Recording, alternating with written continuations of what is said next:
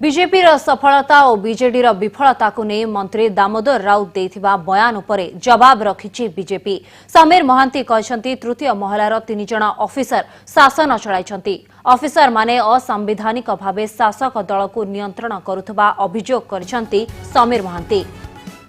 गतकाली Bharatiya Janata party तरफ निर्वाचन commission को जो अभियोग करा जायतिला ताहा राज्य मंत्रिमंडल वरिष्ठ सदस्य डॉक्टर दामोदर राउत से ताकू समर्थन करिसेंती।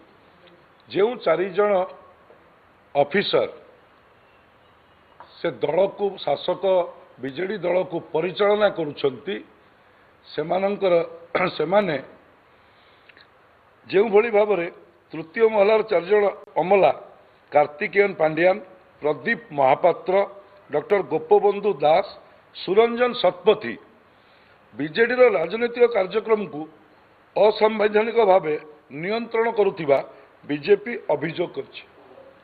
दामबाबू ताको समर्थन करछन्ति।